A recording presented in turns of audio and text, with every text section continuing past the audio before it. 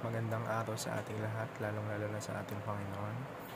Ako nga po pala si John Robby Medina at ngayong araw ay samahan ninyo akong pag-aralan at unawain ng mga salita ng ating Panginoon. Pero bago ang lahat, tayo po muna ay manalangin. Amang makapangyarihan sa lahat, pinupuri kita at pinasasalamatan sa lahat ng oras at pagkakataon. Labis kitang pinasasalamatan sa lahat ng biyayang ipinagkakaloob mo sa akin sa araw-araw. Patawarin mo po ako sa mga kasalanang aking nagagawa. Bigyan mo po ako ng katunungan at kaalaman upang mas lalo ko pa pong maintindihan at maunawaan ang iyong mga salita. Dahil ang iyong mga salita ay ang sagot sa aking mga dalangin at mga dinarasal. At kayo na po ang bahala sa aking buhay. Tulungan, gabayan mo po ako sa mga desisyong aking gagawin. Naway ang will mo po, Lord, ang masunod. At palagi mo po akong iingatan at ang aking pamilya. Ang lahat ng ito ay dinadalangin ko sa matamis na pangalan ni Jesus. Amen. Magandang araw sa ating lahat at ang topic natin ngayong araw ng Martes ay ang Jesus Counter-Attack. At ang versikulong pag-aaralan natin ngayon ay ang Lucas chapter 4 verse 1 to 13. Ito ay patungkol kung paano tinukso ng diablo si Jesus at kung paano napagtagumpayan ito ng ating Panginoon. Sabi sa bersong ito ay, si Jesus na puspos ng banal na espiritu ay bumalik mula sa Jordan. Pinatnubayan siya ng espiritu sa ilang. Doon ay tinukso siya ng diablo sa loob ng 40 araw. Sa mga araw na iyon ay wala siyang kinain anuman. Pagkatapos ng mga ito, nagutom siya. Sinabi ng diablo sa kanya, "Yamang ikaw ang anak ng Diyos, sabihin mo sa batong ito na maging tinapay." Sumagot si Jesus sa kanya na sinasabi, "Nasusulat, hindi lamang sa tinapay mabubuhay ang tao, kundi sa bawat salita ng Diyos." Dinala siya ng diablo sa isang mataas na bundok. Ipinakita sa kanya ang lahat ng mga paghahari sa sanlibutan sa sandaling panahon. Sinabi ng diablo sa kanya, "Ibibigay ko sa iyo ang lahat ng kapamahalaang ito at ang kanilang kaluwalhatian sapagkat ibinigay na ito sa akin at ibibigay ko ito kung kanino ko naisin. Kung ikaw nga ay sasamba sa akin, ang lahat ng mga ito ay magiging iyo." Sinagot siya ni Jesus at sinabi, "Lumayo ka, Satanas, ito ay sapagkat nasusulat, dapat mong sambahin ang Panginoon mong Diyos at siya lamang ang dapat mong paglingkuran."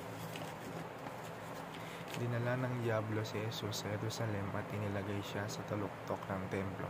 Sinabi sa kanya, "Yamang ikaw ang anak ng Diyos, magpatihulog ka, sapagkat ito ay nasusulat, utusan niya ang kanyang maanghel patungkol sa iyo upang ingatan kang mabuti. Bubuhatin ka nila ng kanilang mga kamay upang hindi tumama ang iyong paa sa bato." Pagsagot ni Jesus ay sinabi sa kanya, "Nasusulat, huwag mong tuksohin ang Panginoon mong Diyos." Nang matapos ang bawat pagtukso ng diablo, siya ay umalis at iniwan si Jesus ng pansamantala. Sa bersong ating nabasa ay masasabi nating hindi umubra o no match ang mga panunokso ni Satanas sa ating Panginoong Hesukristo. Jesus remain and forever be victorious. Jesus, nag-rely si Jesus sa mga salita ng Amang makapangyarihan, ang ating Diyos Ama. Para naman sa ating teaching ngayong araw, ay naglalaman ito ng mga responses ni Jesus sa tukso. Meron tayong tatlong teaching ngayong araw. Ang una ay mula sa Deuteronomy chapter 8 verse 3. "Man shall not live by bread alone, but from every word that comes from the mouth of God." Ikalawa, Deuteronomy chapter 6 verse 13. "Worship the Lord your God and serve Him only." At ikatlo naman ay Deuteronomy chapter 6 verse 16. Do not put the Lord your God to the test. Mapapansin natin na na-overcome ng Panginoon ng mga tukso ni Satanas sa kanya sa pamamagitan ng mga salita ng Diyos Ama, dahil ang mga salita ng Diyos ay ang protection, ang naging sandata niya kung paano niya napagtagumpayan ng mga tuksong lumalapit sa kanya. At para naman sa ating application, naglalaman ito ng ano nga ba ang gampanin ng mga salita ng Diyos. Una, immerse yourself in God's Word. Kumbaga ito yung before pa lang.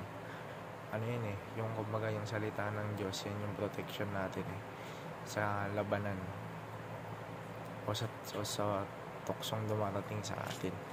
Para siyang espada, kumbaga yun yung yung pinakasandata natin para ma-overcome lahat ng challenges sa buhay natin. At kapag inuunawa natin ang katotohanan ng Diyos, bago pa man dumating ang laban o yung temptation, kumbaga may na tayo, may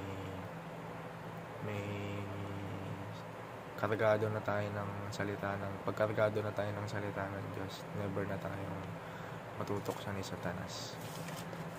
Sa pangalawa naman, fight temptations with God's Word. Para kailangan natin ng pagbulay-bulayan ng mga salita ng Diyos para pag dumating na sa atin yung tukso o temptation, handa tayo. Hindi tayo yung mga ngamote na bigla na lang magpapadala sa tukso o bigla na lang mahuhulog sa kasalanan. Hindi na tayo magiging ganun kung may baon natin ang mga salita ng Diyos.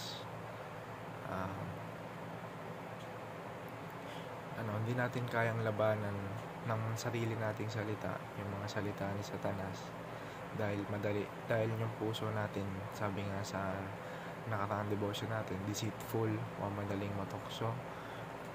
Pero kung salita ng Diyos yung gagamitin natin, never tayong malulupig, never tayong matatalo ang mga tukso ni Satanas. At ang huling application naman natin para sa araw na ito ay trust in God's Word for success. Salita lang ng Diyos yung makakapagbigay ng tagumpay sa atin, dahil kay Satanas pag yung characteristics ng mga bagay, instant pleasure, madali, mabilis, kumbaga yan yung makakapag ipasuffer sa atin. Kumbaga sarap now, tapos magsisuffer tayo kinabukasan or mamaya. Kumbaga parang instant. Hindi ganun yung Diyos. Sa Diyos kailangan natin magsumikap, kailangan natin magpatuloy, kailangan natin sumunod sa kanyang mga salita, kailangan nating ipagkatiwala sa kanya lahat, kailangan nating isurrender, dahil alam ng Diyos kung ano yung makakabuti sa atin. Alam ng Diyos kung ano yung best para sa atin. Yun lamang po. Maraming salamat po. Sana po may natutunan kayo ngayong araw, at para sa pagtatapos ng ating devotion ngayong araw, samahan niyo ako sa isang maikling panalangin. Yes, Lord God, maraming salamat sa knowledge at wisdom na binibigay mo sa akin sa araw-araw. Naway may apply ko to sa aking buhay, lahat ng mga salitang aking pinag-aaralan. Lord, yung will mo po ang masusunod, at pinagkakatiwala ko po ang lahat sa inyo, dahil alam mo kung ano yung makakabuti sa akin. Patuloy niyo lang po akong i-guide, at patuloy ko po kayong i-worship, dahil deserve mo, Lord, na i-worship. Deserve mong pasalamatan, deserve mong papurihan. Ingatan mo po ang aking pamilya sa araw-araw, at ang aking mga mahal sa buhay. Nililipot ko din po ang aking girlfriend na sana ay ingatan niyo po siya sa kanyang mga pinupuntahan. Naway ilayo mo po siya sa sa anumang tukso at kapamakan. At ang lahat ng ito ay dinadalangin ko sa matamis na pangalan ni Jesus. Amen. Maraming salamat po.